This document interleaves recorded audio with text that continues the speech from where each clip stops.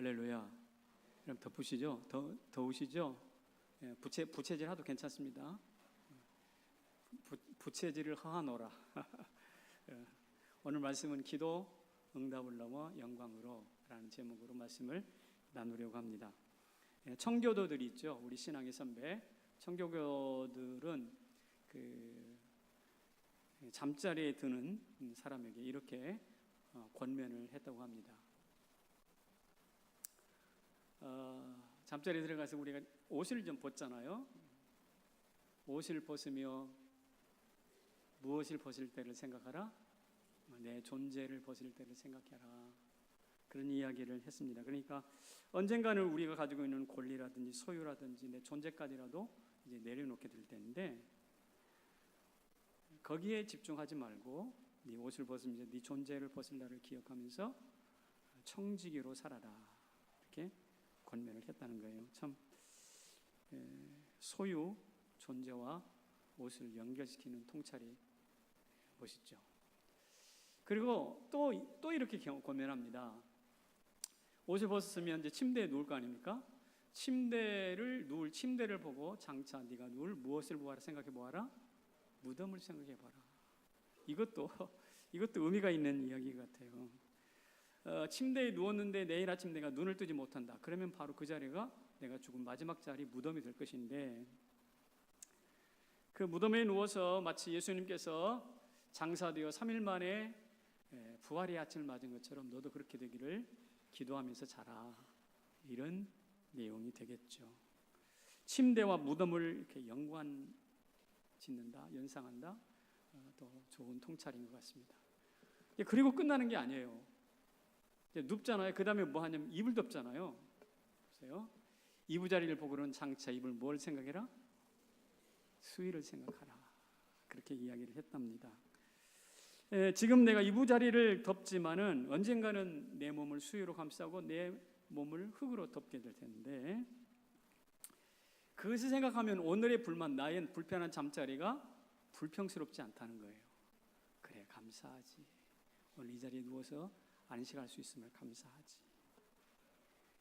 여러분, 옷을 벗으면서 존재의 죽음을 생각하고, 침대를 누우면서 무덤을 생각하고, 이불을 보면서 장차 입을 수위를 생각하는 것은 삶의 대단한 지혜일 뿐만 아니라 인생을 겸허하게 하겠죠. 겸손하게 하겠죠. 그래서 하나님 앞에 자신을 깊이 낮추는 기도를 하게 됩니다. 주님, 이 밤 하나님과 깊이 동행하고 주께서 어루만져 주시는 휴식과 안식의 밤이 되게 주옵소서. 이런 기도 하지 않겠어요? 사실 저는 평소에 청교도들의 삶에 대해서 책도 읽고 그랬지만 궁금한 게 있었어요. 그 사람들은 신앙의 자유, 오직 신앙 하나 찾아가지고 저 남미로, 북미로, 아프리카로 곳곳으로 세계를 더 떠돌던 사람들이었거든요. 유대인들만 세계를 떠돈 게 아니에요. 청교도들도 그렇게 떠돌았는데, 그 낯선 땅에서 새로운 삶의 터전을 마련하면서 어떻게 그 고단한 삶을 이겨냈을까 생각해 봤는데 해답이 바로 여기 있더라고요. 매일마다 자면서 내가 누운 침대를 보고 무덤을 생각하고, 내가 벗는 옷을 보고 인생의 존재를 벗을 날을 생각하고, 내가 덮을 이불을 바라보면서 뭘 생각해요? 내가 덮을 수위를 생각하는 이런 생각을 끊임없이 했다고 한다면 그들에게 닥쳐오는 여러 가지 환경의 어려움과 고통들을 능히 이길 수 있지 않겠나? 아하, 청교도들이 세상을 지배하는 능력자들로 살 수 있었던 일은 바로 여기 있었구나. 비밀이.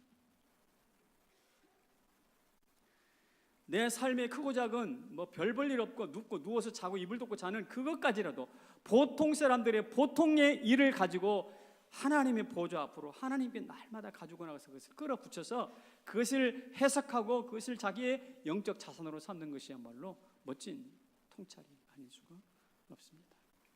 그래서 저는 이렇게 생각해요. 기도의 수준이 인생의 수준입니다. 여러분, 돈 많이 가지고 있는 재정의 수준이 인생의 수준 아닙니다. 학문과 지식의 수준이 인생의 수준 아니에요. 제가 볼 때는 기도의 수준이 인생의 수준이에요. 여러분도 이런 멋진 기도할 수 있기를 주님의 이름으로 축복합니다. 그런데 이런 기도를 하면서 이렇게 행복한 삶을 누리는 사람들이 그리 많지 않은 것 같아요. 왜 그럴까요? 제가 볼 때는 기도에 대한 세 가지 태도가 있거든요. 한번 이거. 기도에 대한 세 가지 태도. 여러분 기도하잖아요. 그런데 우리가 세 가지 태도 중에 한 가지 기도를 보통 하게 돼 있어요. 한번 보십시다. 첫 번째는 뭐냐면 무슨 기도라고 그랬어요? 흥정하는 기도를 합니다. 흥정해요. 신이시여 제가 이 멋진 제물을 드리오니 받으시고 마음을 푸시고 복을 내려 주옵소서 하면서 주시옵소서 하면서 흥정한다니요. 흥정. 하나님 어떻게 좀 잘해봅시다. 협상해봅시다. 뭐 이런 거죠. 바알 선지자들이 이 제단을 차려놓고 어떻습니까? 뭐 신이시여 바알이시여 그러면서 뭐 응답하셔서 안 되니까 춤을 추고 몸을 자해하고 난리를 쳤잖아요. 이게 어찌 보면 흥정기도의 아주 절정입니다. 우리 속담에도 이런 거 있잖아요. 지성이면 감천이다. 지성을 드려야 하늘이 감동해서 소원 성취가 된다. 뭐 이런 뜻인데 여러분 요 속에는 아주 흉악하기까지 그렇지만 인간의 솔직한 흥정이 들어있어요. 내가 지성을 다할 테니까 당신 하늘은 그걸 좀 알아달라는 뜻이지 않습니까? 이거 흥정기도의 대표입니다. 그리스 신화집을 읽어보면 제물을 드려가지고 하늘로부터 신탁을 받잖아요. 이거 그리스 신화의 공통적인 구조인데 이것도 역시 대표적인 무엇이냐? 흥정기도입니다. 성도인 우리들도 말이에요. 이런 불평할 때가 있지 않습니까? 내가 지금까지 이 교회에 섬겨가지고 이 교회에 섬기면서 헌금한 게 얼마고 봉사한 게 얼마인데 하나님 나한테 이럴 수가 있습니까? 그렇게 내가 응답해달라고 기도를 해도 벌써 몇 년째입니까? 이렇게 생각한 적이 있지요. 그렇게 기도해 본 적 있잖아요. 있습니다. 우리 본전 생각나는 거예요. 본전 생각하면서 하나님 앞에 우리 이러지 맙시다. 우리 좀 잘해봅시다 하고 흥정을 요청하는 것이죠. 이것은 십자가가 상실된 기복신앙의 뿌리를 가지고 있다는 것을 만천하에 드러내는 거예요. 흥정기도의 모습입니다. 근데 이제 흥정을 하다가 잘 안 되면 사람들이 어떻게 하는 줄 아세요? 이렇게 해요. 투쟁합니다. 대놓고 싸우기 시작합니다. 주님의 뜻을 이루셔서 이렇게 점잖게 기도하는 것이 아니에요. 주님의 뜻을 바꾸소서, 바꿔주옵소서. 이건 아닙니다. 뭐 이런 거죠. 투쟁합니다. 그래서 모세와 하나님은 가끔 말싸움을 많이 했어요. 백성들을 위해 바로에게 가라. 싫습니다. 못 갑니다. 뒤로 나자빠졌어요. 설득하고 몇 분 설득이 5분 설득했어요. 못 간다고 그러니까 하나님이 진노했거든요. 백성들이 광야에서 고기 먹고 싶다고 막 불평하니까 달래고 그러다가 모세가 속이 상했나 봐요. 그래가지고 모세가 막 하나님을 쏘아붙입니다. 민수기 11장에 있는 이야기인데 내가 저들을 낳았습니까? 하나님 왜 내가 저들을 낳은 것도 아닌데 나보고 차라리 책임지라고 하십니까? 책임이 막중해 내 감당할 수 없어요. 차라리 나를 죽이세요. 막 이러는 죽이랬어요. 나 이 고난 보고 싶어요. 내 죽어야 나 이 꼴 보고 싶어요. 이 꼴 보기 싫어요. 이 이야기 아닙니까 이게? 모세가 얼마나 폭폭하면 그렇겠어요. 모세만 화낸 게 아니라 하나님도 화냈어요. 그 말 안 듣는 엉덩이에 뿔난 백성들을 바라보면서 하나님이 야 내가 저들을 이 광야에서 다 죽일 것이다. 다 내가 쓸어버릴 거야. 그리고 너 모세를 통해서 내가 아브라함을 통해서 민족을 이룬 것처럼 너 모세를 통해서 내 새 민족을 이룰 거야. 그랬더니 모세가 고정하십시오 주님. 제발 고정하십시오. 세상 사람들이 뭐라고 할 것입니까? 하나님이 능력이 있어서 저 애굽에서 이스라엘 백성 자기 백성 다 끌어내가지고 200만이나 되는 사람을 제가 광야에다 파묻었더라. 그러면 그 하나님이 어찌 자비 하나님이시겠습니까? 하나님 모르시겠어요? 하나님이 알았다. 제가 무슨 이야기를 하고 있냐면 이처럼 성경에도 투쟁하고 논쟁하는 관계가 있다라는 것입니다. 그런데 이 투쟁과 논쟁을 통해서 때로는 설득을 하시고 설득을 당하기도 하시고 그러면서 속에 있는 마음을 털어놓아요. 그러니까 어쨌든 논쟁 혹은 투쟁 기도가 성경에도 있어요. 어쩌면 솔직한 고의도인지 모르겠어요. 흥정하는 흑심보다 투쟁하는 본심이 더 솔직할지도 모르겠어요. 욥도 똑같이 말했습니다. 내가 하나님께 범죄한들 주께 무슨 해가 되겠습니까? 왜 나를 관역을 삼아가지고 화살을 쏘아대는 것처럼 내 가슴을 찔러대면서 나를 고통스럽게 만듭니까? 이렇게 고면 하나님 불평했어요. 그런데 중요한 것은 이렇게 고통하면서 투쟁하면서 논쟁하면서도 하나님은 그들을 먹이시고 입히시고 위로하시고 새롭게 하시고 용서하시고 그러시거든요. 그래서 트렌치라는 카톨릭 주교가 이런 말을 한 적이 있어요. 기도란 하나님의 뜻을 뭐 하는 게 아니라 꺾어버리는 것이 아니라 기꺼이 베푸시려는 그분의 마음을 붙잡는 행위예요. 기도는 꺾는 행위가 아니에요. 이를테면 좋은 예쁜 꽃을 우리 집에 가서 보려고 마르고 닳도록 보려고 꺾어버리는 것이 아니고 기꺼이 주시려고 하는 하나님의 마음을 붙잡는 행위다. 그래서 참 맞는 이야기 같아요. 기도는 이기 고치는 게임이 아니에요. 뭐 논쟁이나 투쟁이 아니에요. 설득하고 설득당하는 경쟁이 아니라 알고 보면 속마음을 깊이 토해내는 소통이라고 할 수 있을 겁니다. 이제 이렇게 모세와 하나님이 막 서로 논쟁하지 않습니까? 그러면서 3단계로 발전합니다. 기도 그것이 이것이에요. 무슨 기도? 친밀한 기도예요. 논쟁을 하다가 이제 정이 들은 거예요. 논쟁하다가 정이 들었어. 소돔이 멸망을 앞에 두고 우리 하나님께서 아브라함과 대화하는 모습을 보면 하나님이 이런 말씀하신 적이 있어요. 같이 읽어봐요. 시작. 내가 하려는 것을 아브라함에게 숨기겠느냐? 내가 할 거, 내가 소돔을 멸망할 텐데 갑자기 하늘에서 우상 꽝꽝 그게 아니고 내가 아브라함한테 미리 너 가르쳐줄게 하면서 친밀한 하나님의 속내를 이야기합니다.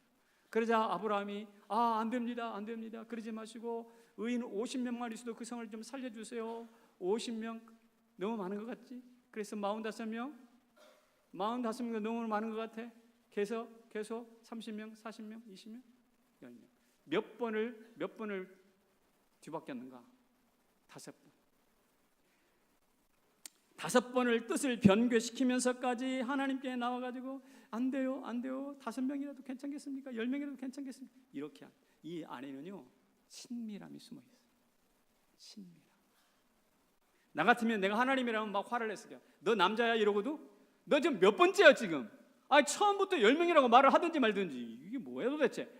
막 이러면서 짜증을 냈을 것 같은데 하나님은 안 그래요. 무엇이 있기 때문에 그 속에 친밀함이 있기 때문에. 야곱과 밤새 씨름하신 후에도요 어땠습니까? 환도뼈를 부러뜨려 놓고 그냥 가버리신 게 아니라 그러면 아주 처절한 싸움이었겠죠. 내 이름도 바꿔주고, 그렇죠? 이름도 바꿔주시고 분이엘이라는 그런 신앙 고백도 주시고, 그 다음에 더 중요한 것은 잠시 후에 만날 형의 마음을 바꿔줬어요. 적이 아니라 형제로 얼싸안고 만나게 해주시잖아요. 그러니까 지난밤 야곱이 싸웠던 그 싸움의 기도는 무슨 기도였냐면 겉으로는 투쟁하는 기도, 씨름하는 기도였는지 몰라도 속은 친밀한 기도였어요. 그래서 필립 얀신은 이런 말을 했습니다. 읽어보겠습니다. 시작. 성령은 고함보다 속삭임, 혼란보다 평안함을 주신다. 그래서 여러분 기도하면 할수록 막 화가 머리까지 침이면 이거 기도 잘못한 거예요. 기도하면 할수록 뭐가 점점점 속삭이는 음성으로 가. 그리고 혼란스럽게 시작했는데 나중에는 평안한 얼굴로 나와. 이게 기도예요.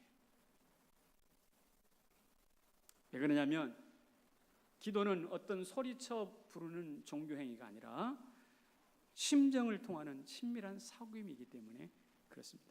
자, 그렇다면 이제 여기서 우리는 한번 물어야 되겠습니다. 나는 예수 꽤 오래 믿었는데 나는 지금까지 어떤 기도를 했는가? 나는 흥정하고 있었나? 논쟁했는가? 아니면 친밀하게 소통했는가? 여러분 여기 흥정하고 있다면 그 저속한 흑심, 거래를 내려놓으시길 바랍니다. 아까 우리 기도할 때 탐심에 대한 이야기했죠. 그 더러운 저속한 탐심을 내려놓으십시오. 논쟁하고 있다면, 하나님과 논쟁하고 있다면 마음을 열고 하나님의 속내를 끄집어내 보이시기를 바랍니다. 순간 짜증내던 목소리, 불평하던 나의 목소리가 부질없고 부끄러운 것이라는 사실을 깨달아 알게 돼요. 왜냐하면 하나님께서 성령은 속삭임, 고함이 아니라 속삭임으로 반응하시잖아요. 그 속삭이는 음성을 들으면 순간 내 고함치는 목소리가 부끄러운 욕심의 표현이 돼버리는 거예요. 아예 기도라는 걸 안 해보신 분이 계시다면 이렇게 기도하십시오. 하나님은 친밀한 분이시라며요. 저 당신과 좀 깊이 사귀기를 원합니다. 친밀 기도로 나아가시기를 축복합니다. 제가 물었어요. 여러분들은 지금 어떤 기도 하시냐고. 근데 이 친밀 기도를 하기 위해서는 극복해야 될 장애물이 두 가지가 있어요. 읽어봅시다. 기도에 대한 두 가지 의문이 있어요. 장애물입니다. 첫째는 뭐냐면 이런 의문입니다. 뭐 응답이 된 것 같긴 같은데 이게 응답이야? 이게 우연이야? 이런 의심을 가지고 있으면 하나님과 친밀해질 수가 없어요. 이게 주면 이게 선물을 줬는데 보세요. 이게 뇌물이야? 선물이야? 이런 눈으로 본다면 친해지고서 안 친해지고서 절대로 안 친해지거든. 똑같이 하나님 응답 주셨어요. 이게 우연이야? 응답이야? 이렇게 사시적 관점에서 본다면 친해지지 않아요. 우리가 인생의 위기를 당했을 때 기도하잖아요. 하나님이 구해주셔. 사망의 검증을 나왔어요. 그래 나오고 나서 이런 생각, 보따리 생각. 아이고 내가 이게 하나님 은혜로 나온 거야? 응답으로 나온 거야? 아니면 우연히 나오게 되신 것일까? 이렇게 생각할 수가 있는데 이것은 참 아주 악한 것이죠. 은혜를 입고서도 우연이라고? 코끼리가 뒷걸음질 치다가 생쥐만 잡는 그 우연이 나한테 나왔다고? 이거 그렇지 않습니다. 그래서 윌리엄 템플, 이렇게 의심하는 사람들에게 윌리엄 템플이 한마디를 했어요. 같이 읽어봐요. 시작. 기도하면 우연한 일들이 자주 일어난다. 하지만 기도하지 않으면 그 우연한 일마저 그렇죠. 기도하면 이게 우연인지 뭐 응답인지 모르겠지만 그런 일들이 자주 일어나. 그런데 기도를 중지를 해보라고. 그러면 그 일마저 일어나지 않는데 기도가 우연이 아니라 응답이라는 사실을 확신해 주는 거죠.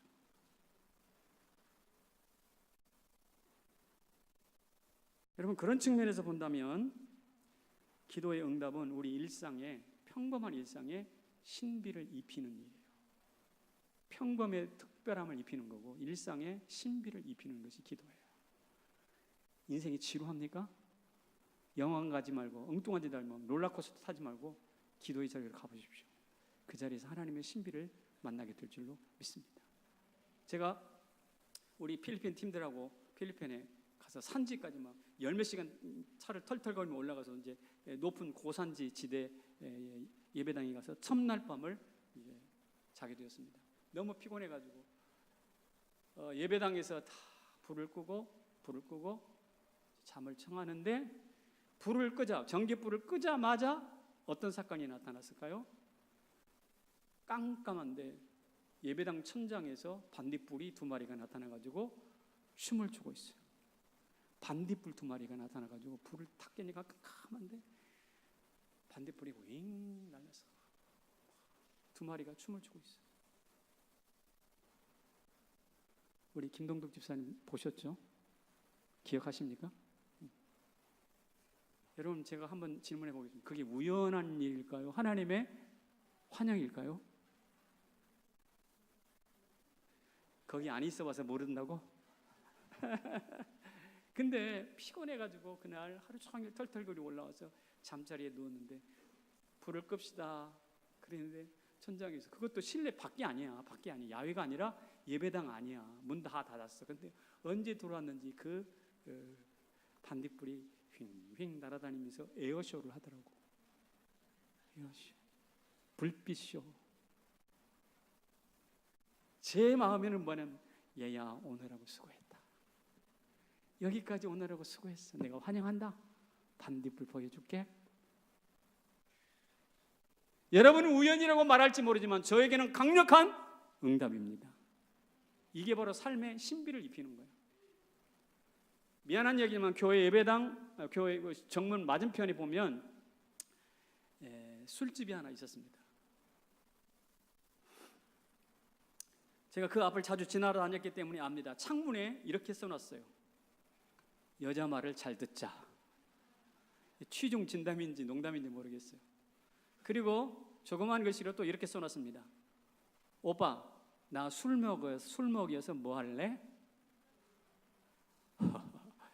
오빠, 나 술 먹어서 뭐 할래? 이렇게 써놨어요. 히히.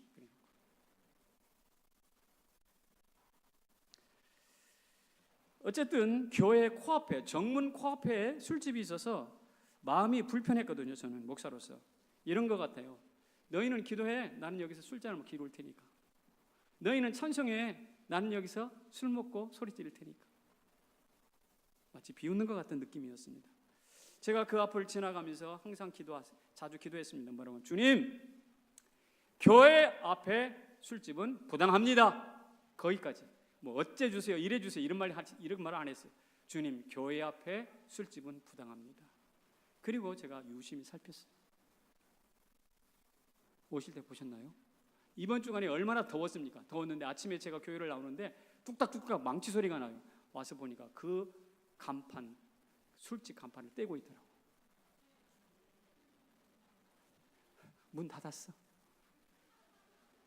그 주인한테는 대단히 죄송합니다. 그 주인에게는 굉장히 미안합니다만, 그러나 그것은 우연이 아니라 저한테는 강력한 기도의 무엇입니까? 응답입니다.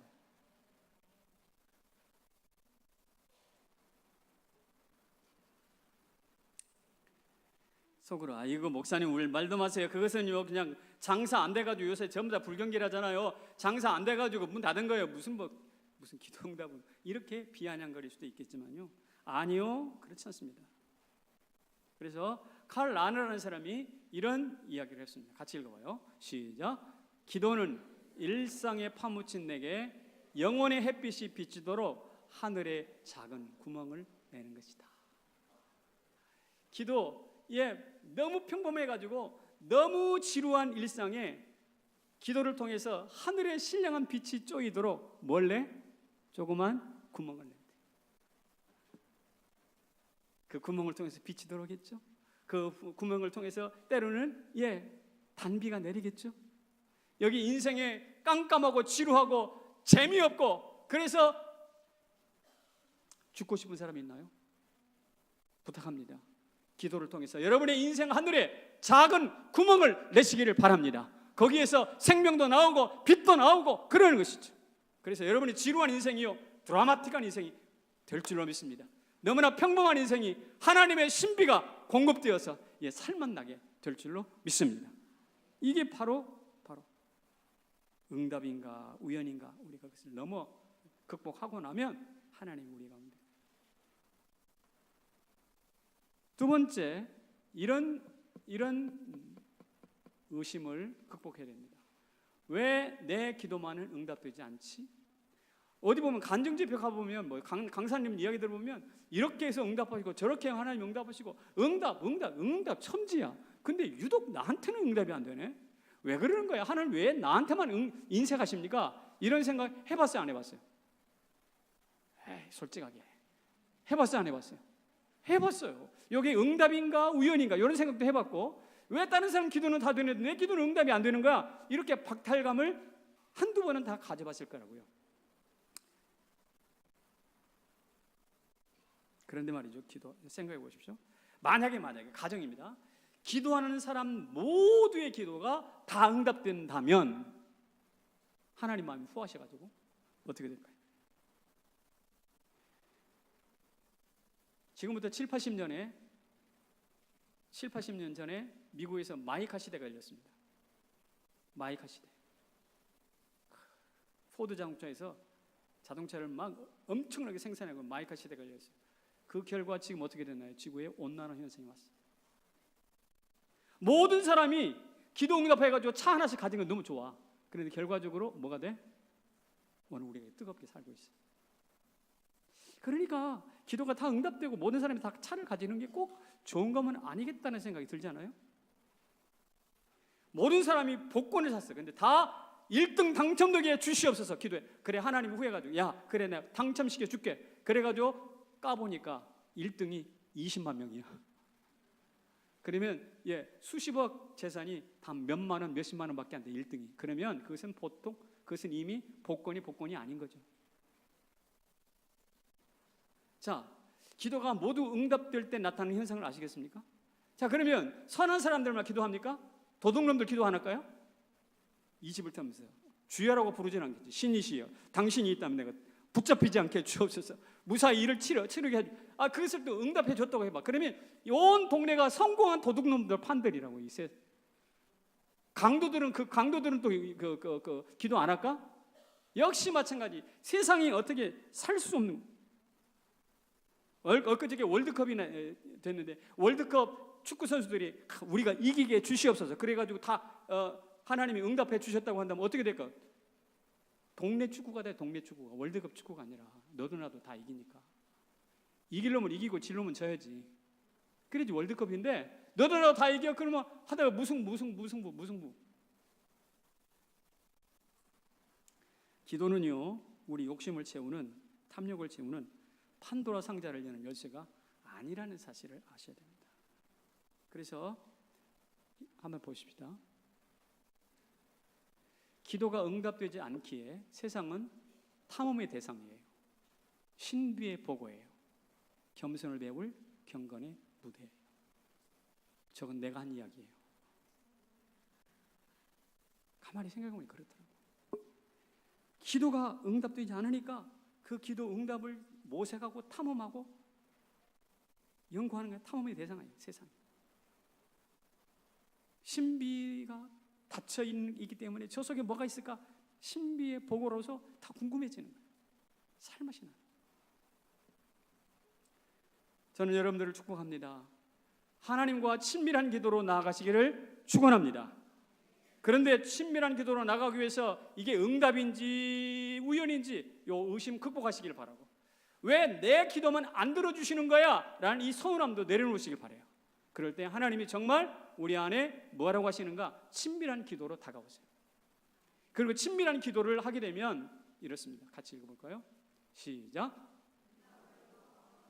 영광으로. 하나님과 친밀해지면 응답을 넘어 영광으로 가요. 여러분, 소돔성이 멸망했어요, 안 했어요? 신밀한 아브라함과 하나님이 친밀한 기도를 했는데 소돔성 결국 멸망했어요, 안 했어요? 멸망했어요.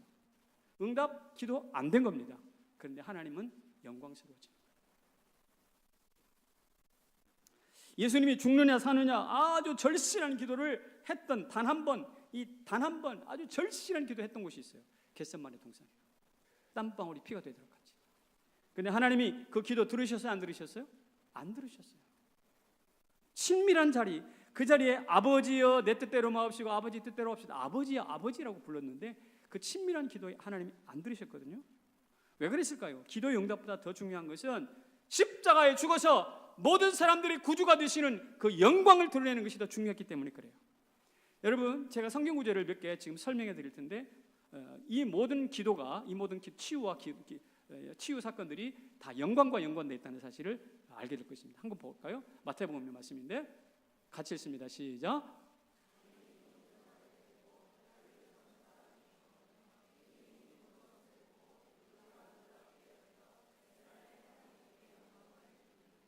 그렇습니다. 장애인이 온전하게도 다리를 절다가 맹인이 온전하게 되고 전부 다 고침받은 사건입니다. 그런데 그들이 막 길길이 뛰면서 좋았다 고침받았다 이러고 끝나는 것이 아니라 놀랍게 여겨 이스라엘의 하나님께 뭐 했다고요? 영광을 돌렸다고 했어요. 치유는 1차적인 목표일 뿐이에요. 궁극적인 목표는 뭐야? 하나님의 영광. 누가복음 13장 13절 안수하니 여자가 곧 펴고, 이 여자는 몸이 구부러져서 펴보지 않는 여자예요. 예수님이 안수하니까 여자가 몸을 펴고 다 같이 하나님께 영광을 돌리는지라. 이 여인이 몸이 펴지니까 기뻐 뛰면서 뭐 했다고? 하나님께 영광을 돌렸어요.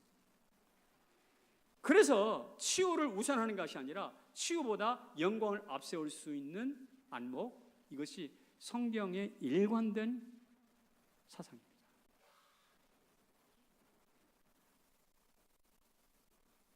오늘 본문에도 한번 봅시다. 본문 성경 구절 한번 보세요. 저기 자막을 보시고 시작. 무엇을 구하든지 내가 행하리니 이는 아버지로 하여금 아들로 말미암아 영광을 너희가 내 이름으로 무엇이든지 구하라. 그러면 내가 행할 것이야. 무엇이든지 구해봐. 내가 행한다니까. 그런데 그래서 응답받고 끝나는 것이 아니고 그런 말미암아 어떻게 해요? 영광을 받게 하는 거예요. 영광. 병든 나사로를 일으켰습니다. 요한복음 11장 4절. 이 병은 같이 읽어봐요. 시작. 이 병은 죽을 병이 아니라 하나님의 영광을 위하며 하나님의 아들이 영광을 받게 하려 합니다. 그러니까 그 유명한 나사로의 사건마저도 무엇과 연관이 되어 있어요? 영광과 연관이 되어 있어요.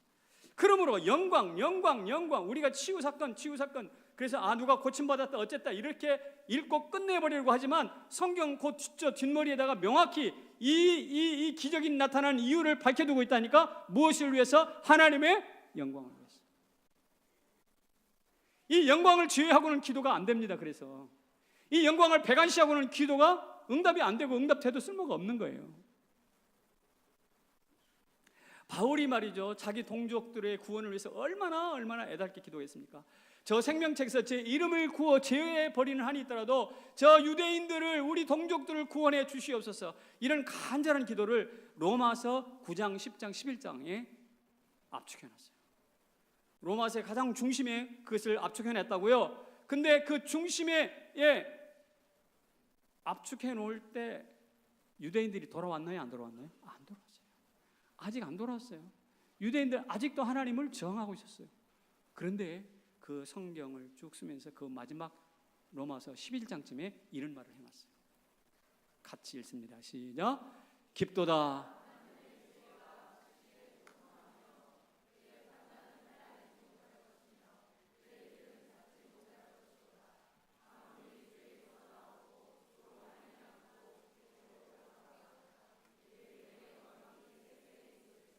아멘.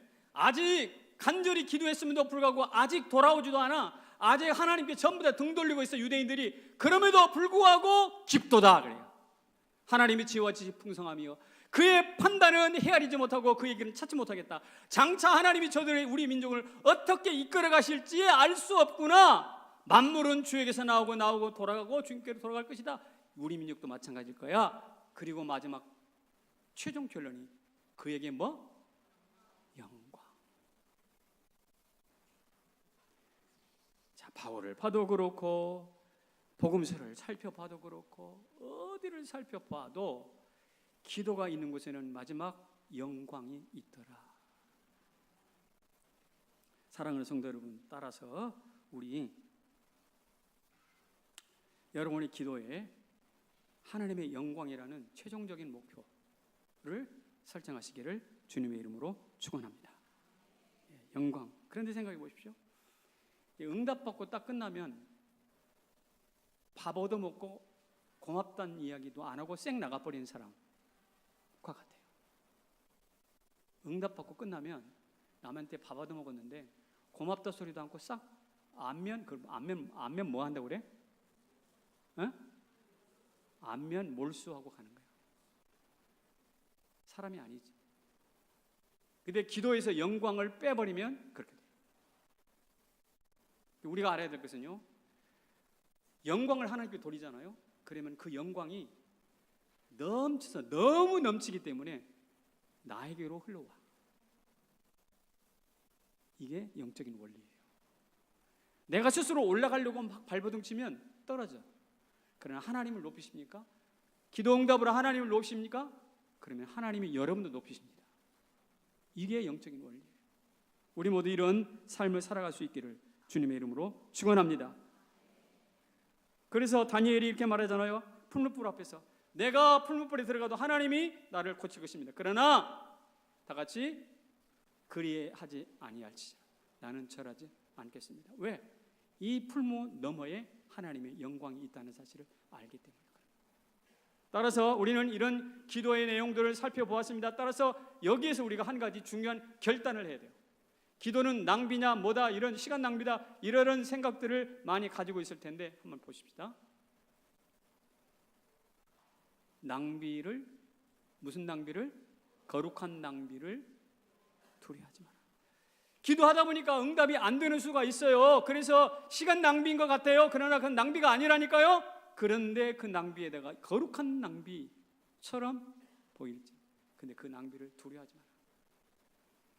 남들은 다 딴 데 가가지고 다른 재미를 보는데 외롭게 예배당에 혼자 앉아서 하나님 앞에 기도하면서 눈물 흘리면서 이렇게 앉아 있는 거, 그거 허탄한 일 같죠? 아니요. 그건 결코 낭비가 아니에요. 낭비라고 붙인다면 거룩한 낭비예요. 그 거룩한 낭비를 통해서 여러분들에게 하나님이 일하실 줄로 분명히 믿습니다. 기도는 낭비가 아니라고. 여러분 요새 날씨가 더우니까 배추가 많이 녹아버리는가 봐. 배추가. 그래서 몇몇 사람들은 성급하게 이렇게 염려하더라고. 가을에 아마 김장값 되게 높아지겠는 걸 벌써 이렇게까지 땡겨가지고 걱정하는 사람이 많아.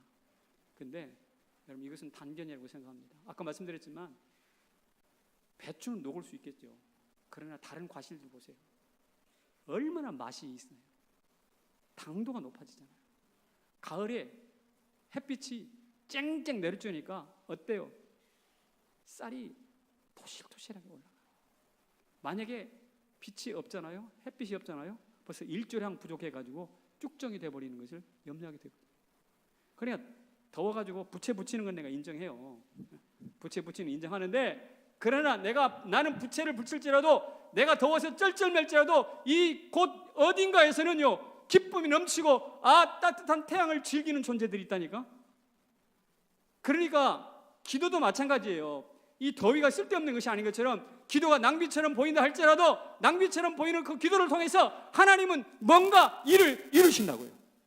그러므로 그 이루시는 그 기도, 거룩한 기도, 그것을 위하여 우리 두려워하지 말자고요. 그리고요, 기도해 본 사람만 기도해 주세요 라는 말을 합니다. 여러분 중국에서 말이에요, 문화혁명이 나가지고 예수 믿는 사람 막 쳐 죽이고 난리가 났었던 때가 있었지 않습니까? 그 문화혁명 당시에 중국 교회에 숨겨진 지도자들이 있었습니다. 미국의 선교사들이 찾아가서 몰래 만났어요.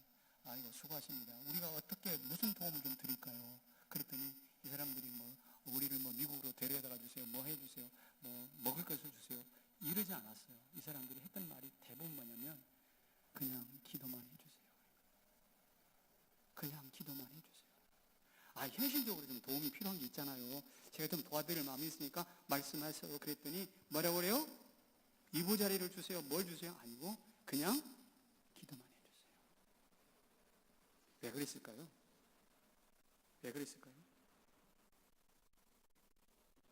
이것 때문에. 기도로 핍박하는 세상 권력보다 더 큰 하늘 권력에 다가갈 수 있기 때문에.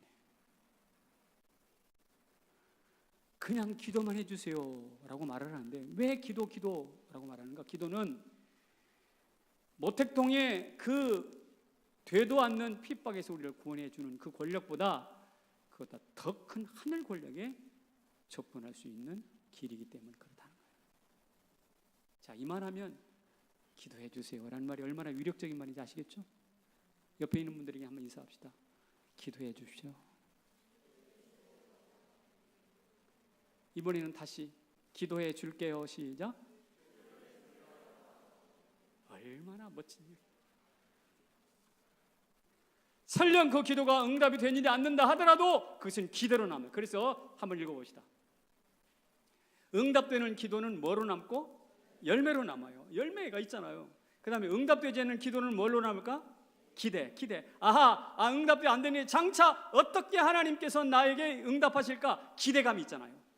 응답된 기도는 열매로 남고 응답되지 않는 기도는 미래의 기대감으로 남는다.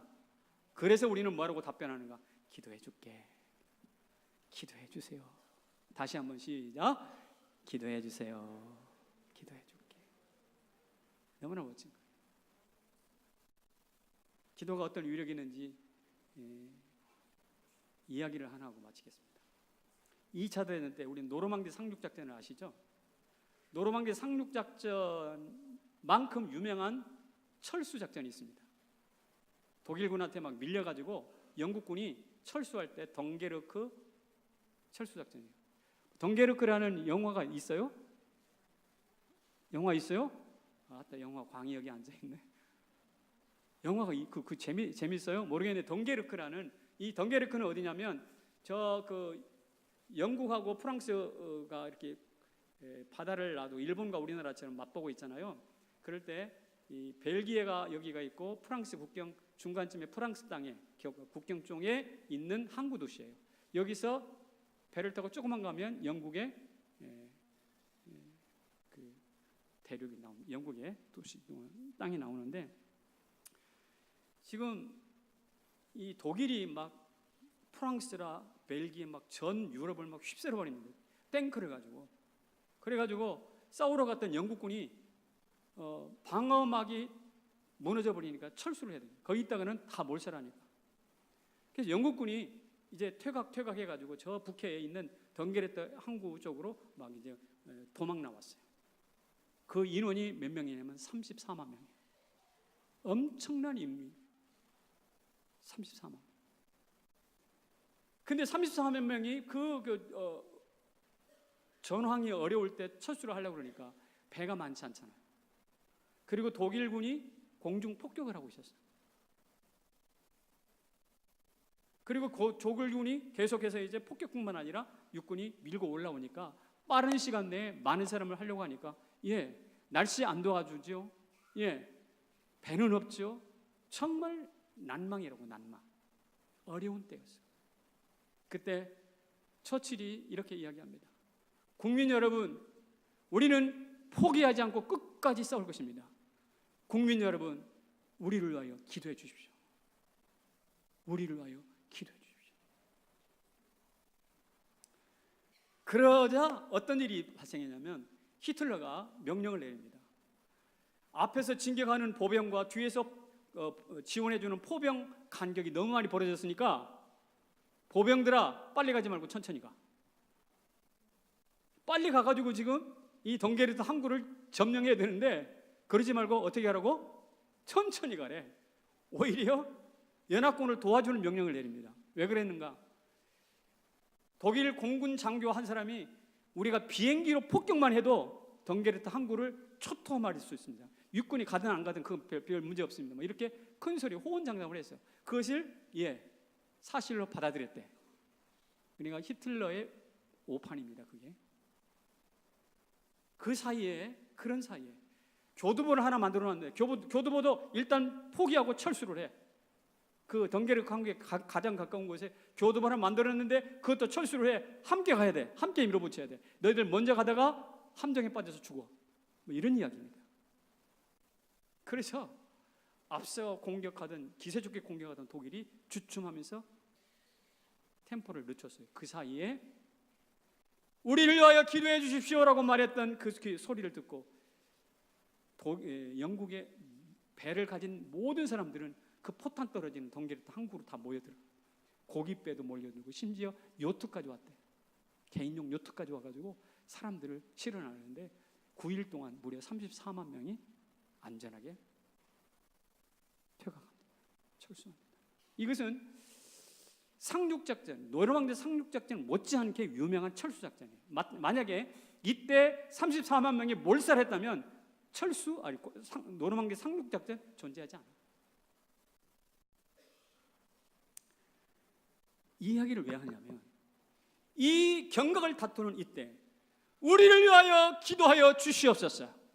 그 멋진 덩케르크 철수작전 34만 명이 9일 동안 생명을 걸고 철수했던 그 배후에는 누가 있었냐? 무엇이 있었느냐? 바로 기도가 있었어요.